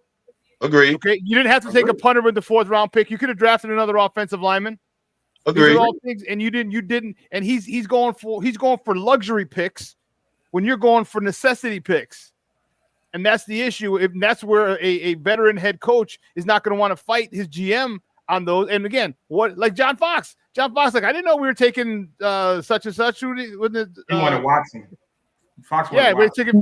He goes, I didn't know who we were taking. They didn't even know he was taking. What kind of nonsense is that? He didn't even know who the GM was taking. You're supposed to be in lockstep with your GM on personnel decisions, and you don't even know. And this is the type of situation you're going to see if you're a veteran head coach. There's no way you're going to want to deal with that type of stuff, even though it is a charter franchise, and you will be a king if you win in this city forever. But who wants to take that chance? I think you're still looking at the fact that they gave Eberflus 3 years, possibly another year, depending on how it ends. I know that I agree they should have took probably a lineman, upgraded left tackle, over taking Rome at 9. I agree. But I don't think Eberflus and Poles debated over it. Eberflus let Poles do his thing. I don't think there's been no debate. Which is why you need a veteran head coach. You should have never hired Eberflus. But what I'm saying is, so you don't think Poles is going to be the stubborn guy? Like, no, I'm doing this, and you want that, I'm going to do this. We don't know if Poles is going to do that because Flus haven't had that type of problem. But Flus let Poles turn the roster over. Exactly. And you don't think Flus would have said, wait a minute. We got a rookie quarter, but you got the number 1 overall pick, the best prospect in the last 20 years. Let's make sure he's protected. People own a house. Your first mortgage payment, your first payment is to your mortgage. Yep. Yes or no? Every month, your first payment is to the mortgage. Your second payment, the insurance. Yes, it is. I 100% agree. That's your left to. I also don't think that coming into this season, they saw the line would be this bad. Nobody saw Darnell Wright regressing a little bit. He regressed. Darnell Wright was one of the top right tackles last year. He regressed. Yeah. Braxton Jones he probably hit his ceiling now, but the last they won 5 of the last 8, 6 of the last, but saved Fluke's job last year. The line it didn't seem like it was that bad of a situation, but now coming in we see it is. But hindsight is 20/20 on that. If I feel like I got some young guys in place, you try to sign the Nate Davises or you try to bring in Bates and Sheldon Coleman, guys with experience on the line. So I don't think it was just because it was ignored or the line was a huge problem last year. It's just this year it just looks shitty. Between injuries, regression, play calling, it's a lot of issues that go into that. So I'm just saying I don't think that like Poles is a terrible GM. I don't think Poles went and ignored the offensive line for the last 3 years. Like he's drafted a lot of linemen, maybe not what we wanted him to. He signed linemen. Yeah, but you're gonna get him off the script. I just want to know why the money thinks it's the top job available. They're drafted and developed, man. You don't. Very rarely will you go be able to get a good lineman off the scrap heap. Because if you got a good lineman, you ain't letting him go unless you're the Bears. You let James Daniels go, but then again, that's another story. Okay, that's the Bears. All right. Why he doesn't do that? Like, and this again further leads me to believe this is why you should have taken the haul. Think of how many first and second round draft picks we would have had this season and the next 3 seasons. And now you want offensive linemen, you want defensive linemen. That's where you go. You get your offensive linemen and defensive linemen in the first and second round. You can get a wide receiver anywhere. But then it'd have been time to pay Fields. What would you pay him? With Fields right now, well, it depends on. You would have to pick up. Y'all would have lowballed him because y'all ain't developed. Yes, that's exactly what would have happened. Y'all would have lowballed him, and he would have. And would he have taken it? I don't know. But I'm thinking 35 mil. 35 sitting on 35 mil. You're gonna give him 35 mil if you'd have picked up his 50 or got rid of his 50-year option and said, hey, we'll give you 35 mil because you haven't done such and such and such and such for X amount of years. Would that have worked? I don't know. Going rate is 50 and up. No. I'm saying if you'd have done that before last season, because now Dak threw it all out of whack. Which is why if we don't win a Super Bowl with Caleb. Caleb's going to command 100 mil. He's going to command 100 mil. And Caleb ain't going to play with y'all because Caleb came in the league with money. Mm-hmm. So he ain't going to play with y'all. Like, you ain't going to lowball him. Yeah. Now with an investment firm making millions, soon to be making millions. Fact. Well, we're going to move on to these NFL big games coming. Thank God. You the one that extended it. You extended it, man. You the one that extended it. We always got to combat with Harvey. Mariana. Hey man, I just bring to the show the stuff y'all leave out. That's all. I don't mean no harm, man. Oh my God. In your mind, that's what you're doing. But you can't leave out certain stuff, man, and it'd be unfair to the people. Also, you're a man of the people. You're a man for the people. Okay. Just don't ride the red line. Everything you said about the Bears, we done talked about. It ain't that we leave it out. You just have to reiterate it. Everybody knows who you are. Right. You got to reiterate it. Right. Well, okay. Big game that's coming up this weekend is Ravens and Steelers. They always in a battle. So, Lefty, who you got? Tough one. I'm gonna roll with the Ravens, though. I still think they're the best team, or at least top 3 teams in the NFL. I'm rolling with Baltimore. That's all I can do. I like Pittsburgh, though. I love Pittsburgh. But Kevin Lauder, man, for the people. Right. For the people, baby. Pat, who you got? Just because of him, I will not go with the Ravens. I still believe the Ravens is one of the best teams in football. But we know their secondary is still hurt. And right now, Russ is throwing that ball to your boy. He going up and get it. He just told Russ, just throw it, and I'll go get it. Pickens, baby. He said, just throw it, and I'll get it. And guess what? Russ is throwing it, and he getting it. So by them not being able to stop the pass right now, their pass defense ain't all that hot. I opted them to roll with Pittsburgh.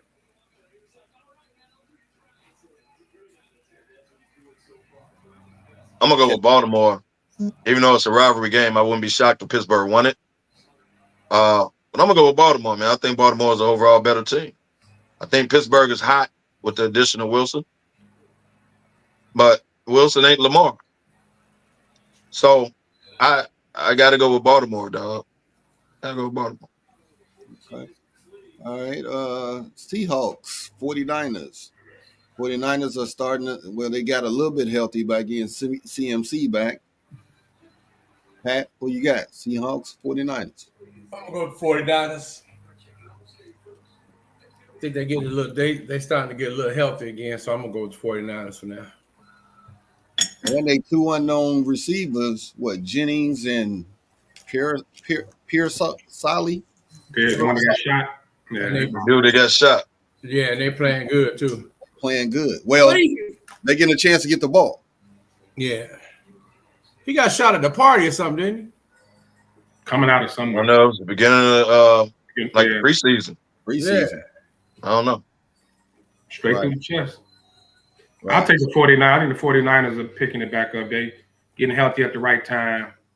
They starting to look like the Niners we thought coming into the season. They looking more and more like it. Hey man, we ain't gonna mention the Niners. We just not gonna let Devo get a pass. We're not giving him no pass because that outfit that he wore to that game was absolutely ridiculous. Well, if coming out of the closet was a person, he was super sassy. I'm sorry, metrosexual, man. But I wish I had those prom pictures of Lefty. It's kind of similar, but that's neither. That outfit. I'm just saying, the man had on shorts with a purse, and he looked like he had on stockings. Right. Did y'all see that? He's a little zesty, man. Bro, if that ain't coming out the closet, I don't know what is. Like I don't know what is. Lefty, that was not a look at Sean. Sean just shakes his head. He just shook his head. Sean saw the video.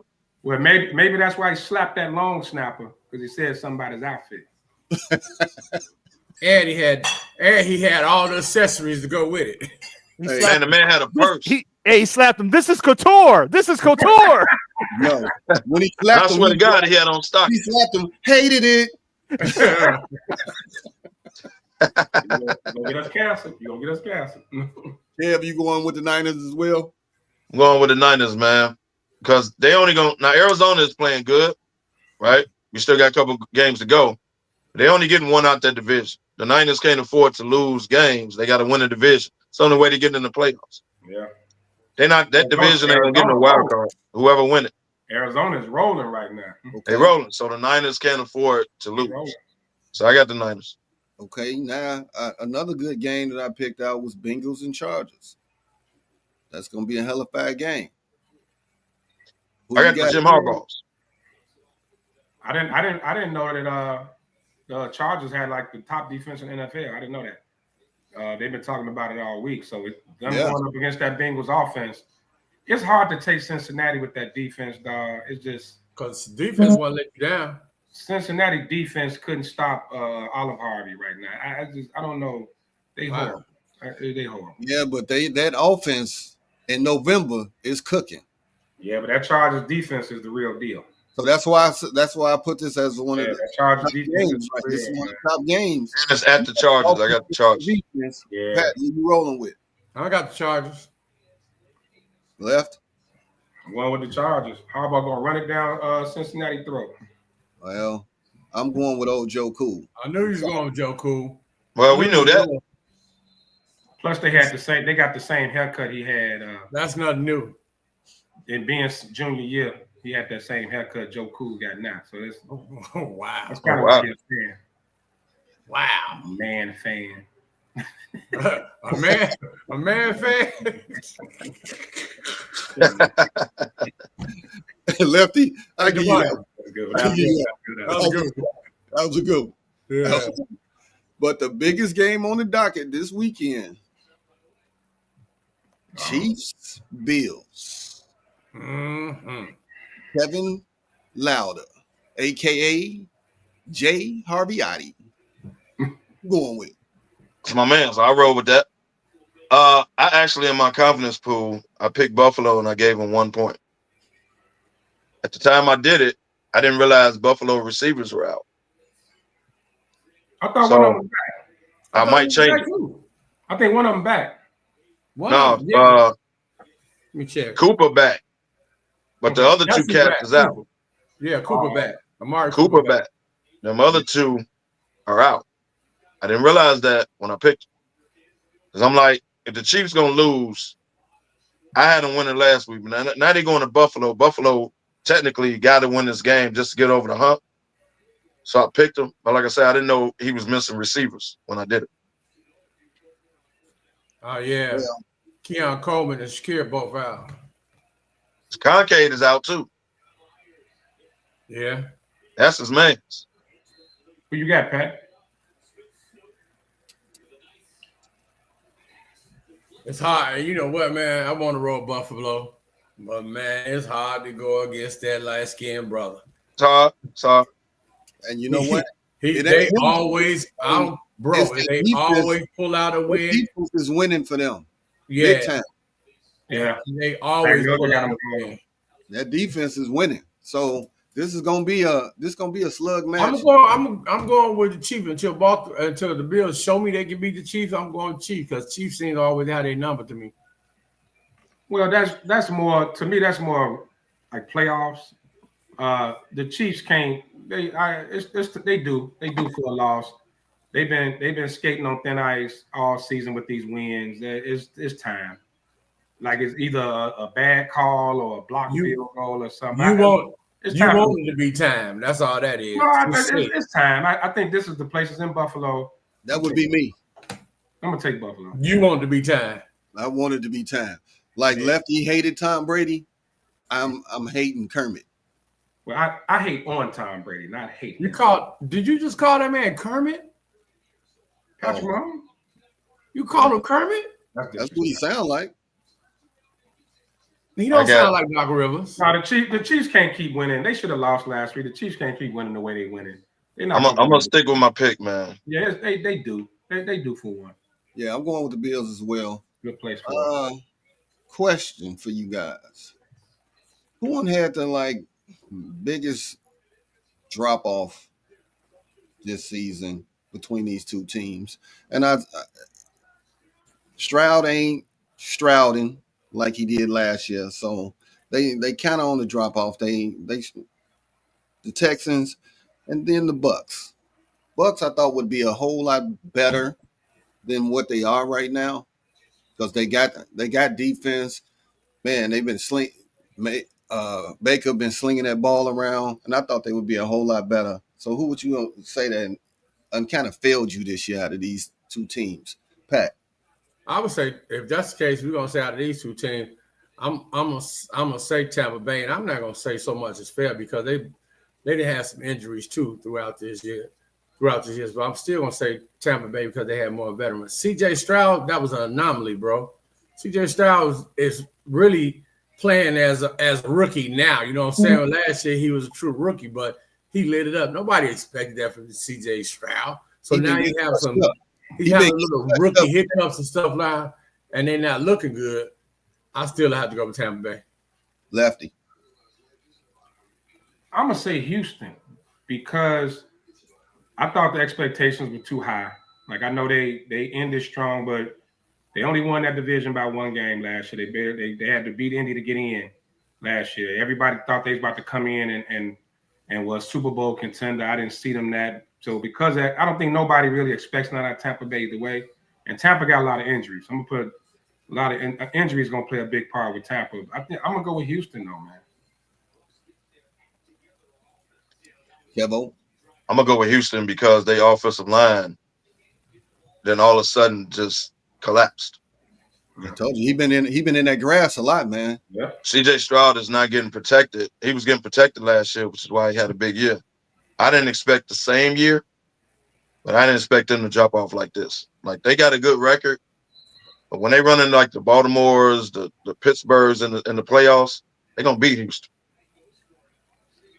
I didn't expect that much from Tampa to begin with. So I can't say Tampa has dropped off. Yeah, they got injuries and all, but they ain't really drop off because I ain't have them high. So I gotta go with Houston. So you had more expectations for the Texans than Tampa? I did. Based on their division. And I'm like, look at the division. Yeah. They should run away with the division. Tampa in that division. You would have thought that they was gonna run away with it.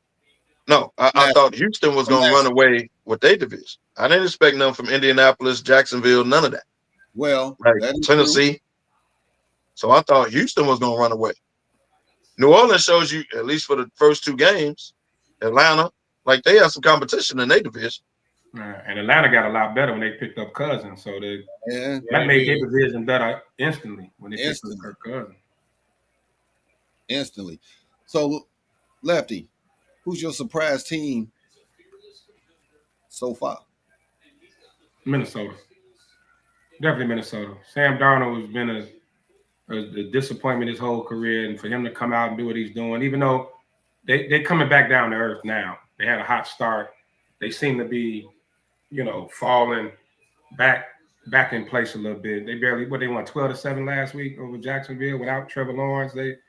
I think people are starting to pick up on that, how much they blitz. That's not as effective anymore. If they don't blitz, they can't get to the quarterback. And Sam Darnold was starting to turn back into Sam Darnold slowly but surely. But it got to be Minnesota. Kevo. Nope. It is Pittsburgh. It's the Pittsburgh Steelers. No one had Pittsburgh only having 2 losses up to this point. They had a carousel at quarterback. Didn't know who was going to be the dude, even though Russell was named in the beginning. You didn't see it going like this. No. Pittsburgh is scoring 30 points damn near a game. Pittsburgh only lost 2 games overall. Tomlin always finishes over 500 or at least 500, right? Right. But you didn't see this. He never has a losing season. But he never has a losing season, but you didn't see him only having 2 losses after 9 games. Like you didn't see this. Lefty, good call. I go Pittsburgh. Kev, good call. Pat, what you got? Yeah, the team nobody thought was going to do anything this year. It still be the Commanders to me. Yeah. Nobody. That's good. That's good. Nowhere. No, did nobody see Washington being no 7-4 this year? They coming back. Washington wasn't even in conversation when it came to teams for a while. Yeah. That is true. They coming back down to earth too, and they was a Hail Mary from being 6-5. That's true. That's true. My pick is the Chargers. They got rid of all their receivers. I didn't know who they was gonna throw the ball to, but they standing right now at 6-3. Didn't think that he was gonna be able to turn that team around. We knew he was run first, and we was like, okay, we'll see. Herbert came into the season banged up with that turf toe, whatever's going on with him, but they 6-3 right now. I thought he had the same thing to money. He had that plantar fasciitis. Back out of me. He do. Yeah, that's what he got. Whatever that. What you saying, Ben? He got bacchiosis. Nah, it ain't his back, it's his foot. Plantar fasciitis, that's what he got. Plantar fasciitis. Yeah. But I was just saying Lefty got bacchiosis. It's only about 3 people in the world that got it. Lefty's one of them. Well, you would diagnose since you're the stunt double for that doctor on Brilliant Minds, that weird dude. So you would be able to diagnose it. Wait. Y'all didn't watch Brilliant Minds, it's a great show. Give me 2 ticks, Lefty. Give me 2 ticks. Pat, you all right? Yeah, I was coughing. All right. I was coughing. All right, man. We got about 25 minutes left, man. NBA. I knew it was coming. NBA. Y'all think I'm finna go ahead and start with Philly? I'm not. I sure thought you was. I'm not. I want to touch on the Bronny James situation when you get a chance. Colorado 21-6. Colorado trying to make a run for that playoff spot. They're 21-6. Who? Colorado. 21-6. 21-9. Just kicked the field goal. Utah. Yeah, field goal. Oh, your TV ahead of mine. Okay. Well, Travis Hunter is a stud. In case you didn't know. Travis Hunter's a stud. Yes, sir. Yeah, he is. Let's play a little smoke and ash, man. Are these teams contenders, the real deal, just in this early portion of the season? Early, dog. Cleveland, 14-0. Are they the real deal? Kev, since you said something first, smoke and ash in it. Are they the real deal? It's too early to say a team is a contender. We haven't even got to Thanksgiving yet. So, with the rash of injuries going on, teams out to a hot start, I can't say a contender. Will they be there in the end? Probably so. But Cleveland always has a good 140 points a game. Yeah, but Cleveland always has a good run to about January, February, and they start having injuries and they fall off. So for me to say contender in the middle of November, nah. They'll be there. They'll be top 5 in the East when it's all said and done. I'm not gonna say a contender. Pat. Yeah, I'm with Kev. It's hard to call that now. And we just in November.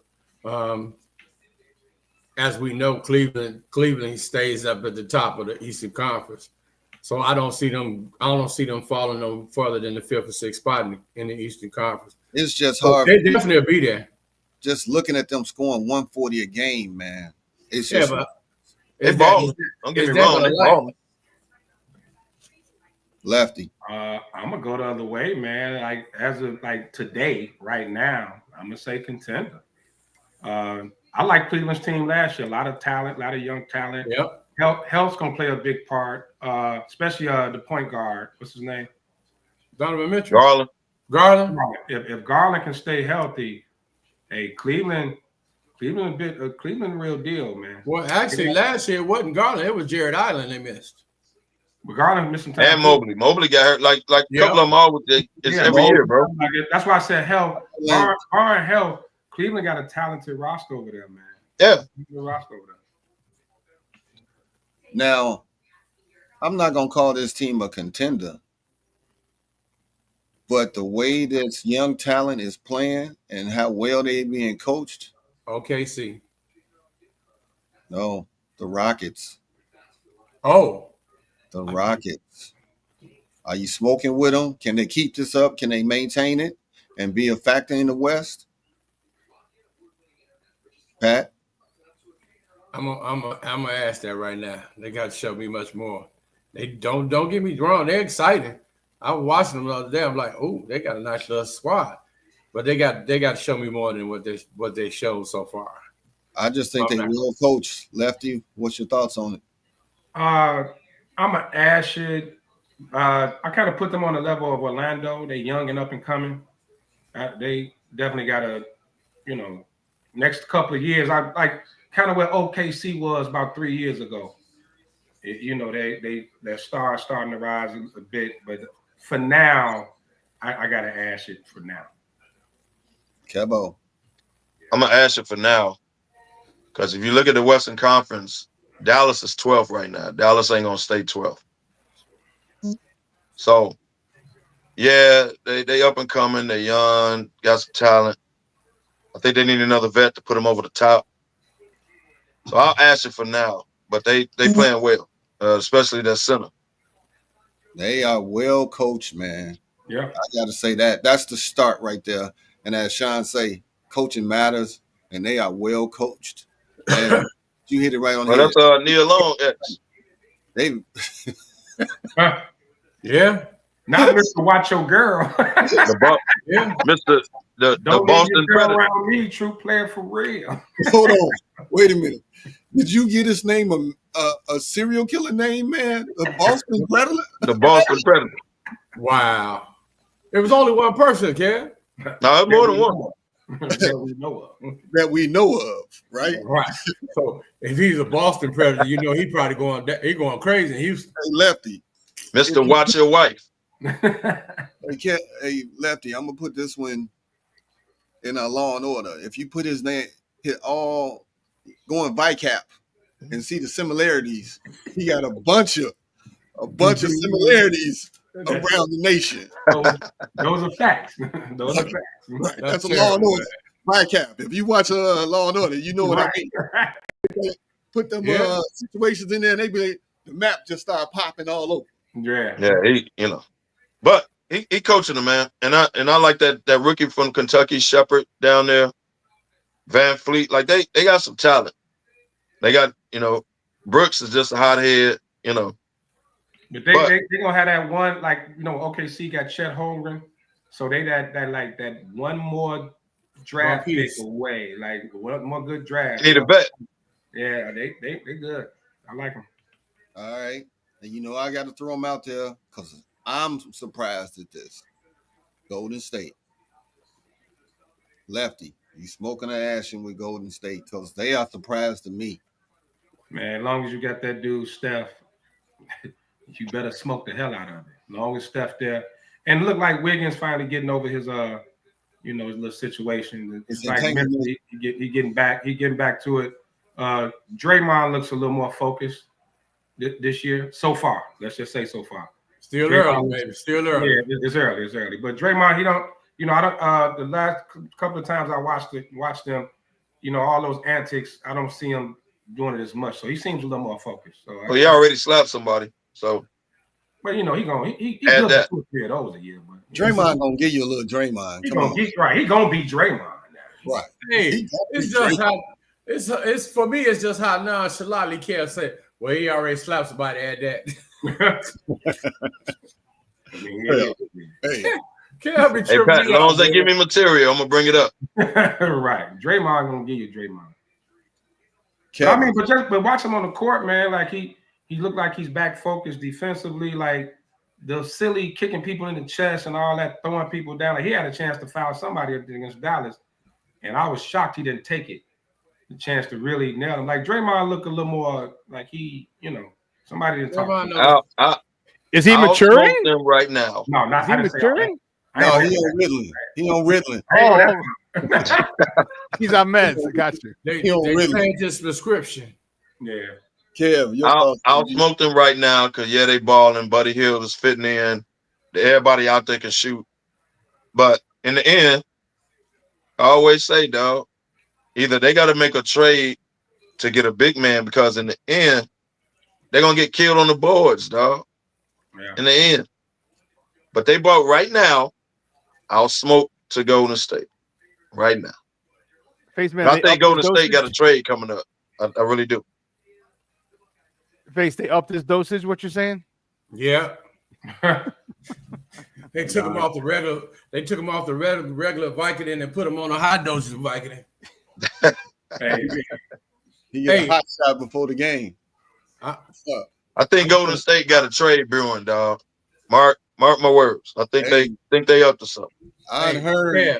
I'm gonna take one for this. Watch this. Just because he like him, I'm ashing it. Wow. Damn. Wow. Oh, now tell me how you really feel. Like, have you watched him play, or you just ashing him because of him? No, I watched him play, but I'm with you. Of course, he watched him play because he gave Boston the business. That's why. Yeah. He's saying this. That's okay. I'm okay with that. They did get Boston business, but here's my thing with that. I'm like Kev. They got a good team and they playing, but I think they're still too small. Yeah, and that's going to. I think Golden State going to be active in the trade. And the way Kerr has mixed in this youth has been really, really surprising. But it's going to hurt them that Melton is out for the season. Melton was part. Yeah, that was messed up. But see, the issue with Golden State trading for a big is you gotta fit in a system. And there's not a lot of bigs that can fit in that system. There's not a lot of bigs can play in Golden State system. So that could be an issue. I don't know who's out there that, I know I heard the Giannis bullshit rumor, but I doubt that. Yeah, I heard that, but we'll get to that in a moment. Nah, they ain't gonna pull that one. They ain't gonna pull that one unless Giannis ass out. Yeah, I can't see that happening. He ain't gonna ask out. Well, he ain't gonna ask out unless they mess with his brother.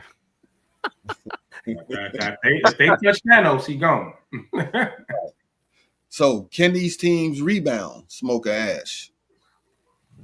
Can the Nuggets rebound? Because they've been looking real shaky. I told y'all the Nuggets lose people every year. You can't keep losing good players and not replace them. I told y'all that, and here we are. Yep. Yeah. And Westbrook jacks up everything. Every way he go, it just fall apart. I'm sorry. I like Russ, but it is what it is. I like Russ too, but at this point, he needs to go to the 63rd Street Y. Whoa. Hold on, Kev. This is ballers. Hey, man, look, dog. The man takes ill-advised shots. He's left open, and he bricks them. Like, there's no player in the NBA that you should be able to leave open on purpose. And he shoots a brick while he's open. Like, I don't understand it. And then you're going 100 miles an hour. You're throwing the ball in the stands. Like, ain't nobody used to. Look, man, I'm not saying the man ain't an NBA player. At some point, we got to be real with Westbrook, dog. Love him. Players respect him, all that. But maybe it's me. Maybe it's me. Hey, just say you don't like the man. Ain't that what you tell me? Just say I you don't like Russ, man. I'm just critiquing this game, dog. At this point, how old is Russ? 30 what? Gotta be 35, 36, ain't 35, 36. He's been around for a while. Around there, right? Him and Harden about the same age, right? Yep. Okay. We just gonna skip over the fact that you just put the man on the Y on 63rd Street, though. But Russ just turned 36, November 12th. Yeah, 36. Okay. Be careful coming into the city, man. There's some ballers on 63rd Street, bro. I would have put him at the Harvey Y, but it's a senior citizen home now, and there's no Y no more. That's why I left the Harvey Y out of it. But hey, man, I'm just saying.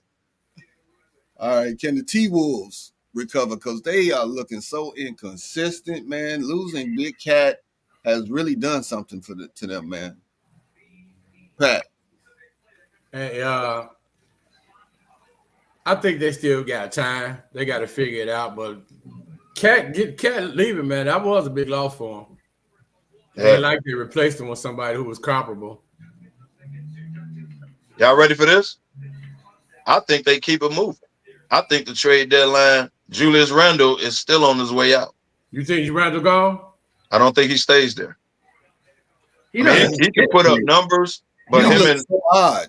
Yeah, he don't fit. He don't fit. He don't fit. Him and Ant, they don't fit, bro. Yeah. They don't fit. I think this is my opinion. Trade deadline, he gonna keep it moving. I don't think he stays there. I said it when the trade happened. That was a bad deal for Minnesota. You did say that was a bad deal. It was a bad deal. I don't know. They're not rebounding. Yeah. So since we talking about that, we might as well go to the Knicks. The Knicks look shitty.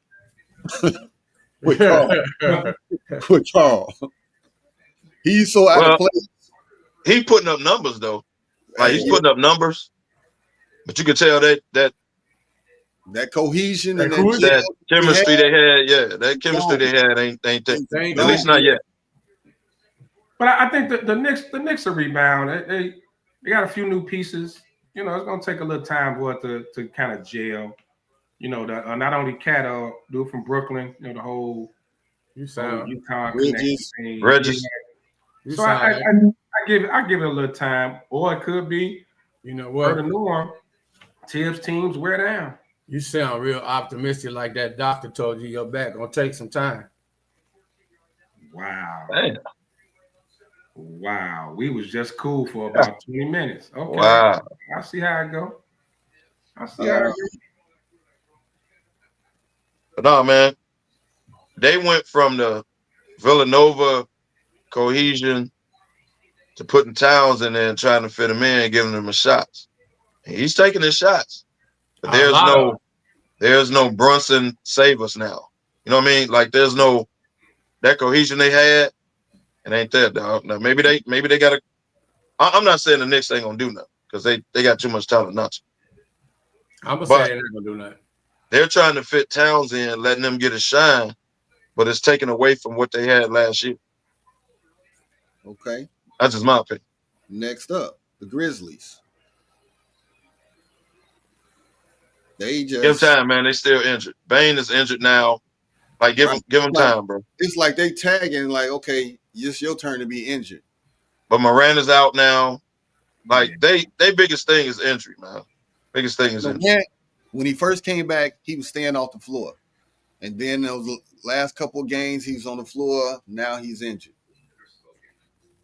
Yeah, Ja gonna always be exciting. He took a bad fall, though. He took a bad fall. They're gonna always be exciting to watch. I think they had a little small window to where if they made a move or two, they would have got him over the top. But I can't see it. I don't see it. The 76ers. Here we go. The 76ers. Clearly injuries. AKA the Philly shit show. Dysfunctional. All of this drops on one person. Don't say Doc. He ain't there no more. That's the don't. Maxey is hurt. Embiid. Paul George is hurt. Okay, Maxey is hurt. Just don't all fall on one person. The rookie from Duke stepped in and filled that void. He balling. So I don't even want to hear that. He's balling, but he ain't Maxey. Stop it. He is doing he is filling that void, but you cannot fill the void of Embiid if he don't want to play, if he don't want to be in shape. Stop it. Who said he didn't want to play? He did. Back to backs. He don't want to play. Let me say this, dog. It was a stupid statement to make if you're the man. I 100% agree with you. But do you think that's really Embiid or do you think that's the team? I don't care who Let's it be is. honest. It's a shit show. But you're trying to put this all on Embiid, and it's not all on Embiid, dog. You a veteran in the league, man. To me, Philly is out there. And then when they put him out there, he ain't in shape. He can't go 94 feet. But for 2 seconds, he like Tyson ass out there when he was tired. I'm going to tell you why. I seriously think he re-injured his knee in the Olympics. No one is saying that, right? Because let's think about this. The Olympics ended in August.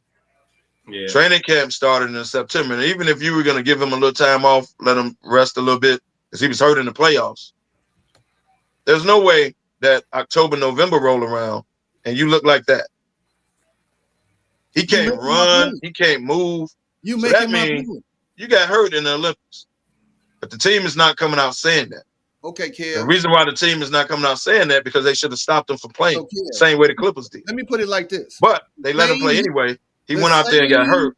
Energy that you give Zion and talking about him losing weight and being in shape, give Embiid that same heat, that same smoke. Okay, I give you that. But I'm not gonna play. I'm not gonna blame the entire franchise's woes on Embiid. I'm not gonna do that. Well, should he be in better shape? Yes. Doc ain't there no more. But he shouldn't have played in the Olympics. He went out there and got hurt in the Olympics, and the team is not saying that. Come on, Lefty, help me out on this. I think about it, man. I'm not going to put it. I'm not going to put it all in Embiid, even though he's the best player and he should be the leader. But watching that team play, it's like it lacks leadership. They just kind of all over the place. You know, it's like who's supposed to be the leader on that team? It's supposed to be Embiid. Okay, you're making my point there. You know, and I just it just don't look right. I don't see them fixing it this season. You know, they got a good coach. Nurse is a good coach. It just I don't know, on the floor it don't look good. It just don't. I can't see them fixing it. It's hard to get in shape during the season, so I don't know how Embiid's gonna. I don't see him getting in shape during the season. So it's all about health. Yeah. Well, you know what? We came to the end of this ride. I'm circling in my notes, and we will come back to the Bucks. We will come back to the Bucks. So we're going to do our parting shots. Kevo, since you was late, I'm going to let you come on first. Thank everybody for tuning in from the beginning of the show. Appreciate y'all's support, man. Hey, tomorrow, y'all, and I know somebody gonna touch on this, but tomorrow we at Platinum Smokes. We are having a food, what you call it, fundraiser, not a fundraiser. Food drive. Food drive. Bring your canned goods, perishable items. Come to Platinum Smokes. We're gonna watch the Bears lose to the Packers for the 7th year in a row. But come on out, man. We're gonna have a good time. We got DJ Squirrel. Hope we see y'all. Skillet. I had to do it, man. I'm sorry, man. I'm sorry. Who is Skillet? That's a face man down, and that's Skillet. Can I say hi to you? Oh. Yeah. Oh. She Hey, my favorite. What up, D? What up, Green? Hi. Now move out the way. Oh, now I gotta go. Okay. Before I was so rudely interrupted with greetings, just say thanks to everybody. Good to see the fellas. Hey, like Kevin said, come on out tomorrow, man. If you're tuning in, bring some canned goods. Don't bring 1, 2, or 3. Bring some canned goods. There's a lot of people out there that need food. Let's help them out. This is going to a homeless shelter, so dig deep. Skip Hairless. You had to think about it. You jerk. No, man. Yeah, come on out tomorrow, man. Platinum. Our food drive, holiday season coming up, man. We don't just sometimes we party with a purpose. We always try to give back when we can. Yeah, definitely come on out, man. We're gonna watch the game. I ain't going with that Bears losing shit that Kev said, but yeah, DJ Squirrel jumping on, man. We'll have a good time. Giveaway, we got giveaways, raffles. It's gonna be a great time, man. So join us tomorrow and December 7th, our smoking gag gift event, man. We have a ball every year. Y'all know our Christmas parties get out. So flyers out there now. Get up with us. I'll tell you right now, if you haven't been to our gag gift Christmas party, it's a whole vibe, and some of the gifts that be interchanged, man, I swear to God, hilarious. Yes, man. So come on out to enjoy it and have fun, man, because it's a whole vibe. How many DJs we got on deck, man? We got Hula, DJ J Cool, and DY Nemesis. Yeah, I'm gonna make my debut too. DJ Skillet on the 1s and 2s. Okay, pop. DJ who?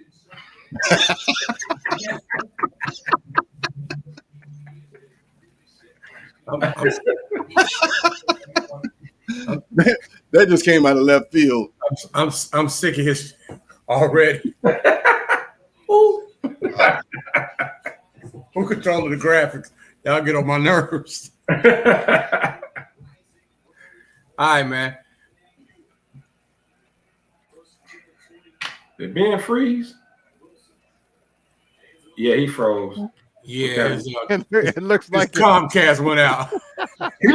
He looks super creepy too, don't he? He like a creep. I was just thinking that same thing. Like a creep. If that isn't a predator smirk, I don't know what it is. That's terrible, man. At the end of the show, he frees up like that. Hey, you got to take a picture of that screen. We got to take a picture of that screen so we can all. He looked like he offering a little kid some candy, man. He don't. Hey, little boy, you want some candy? Get in the van. Get in the van. I got the picture of it. Hey, on that Get in note, the van, damn it. I guess we out of here now, right? And on that note, as we always end it, man, where there's smoke, there's fellas. There's fellas. And being somewhere.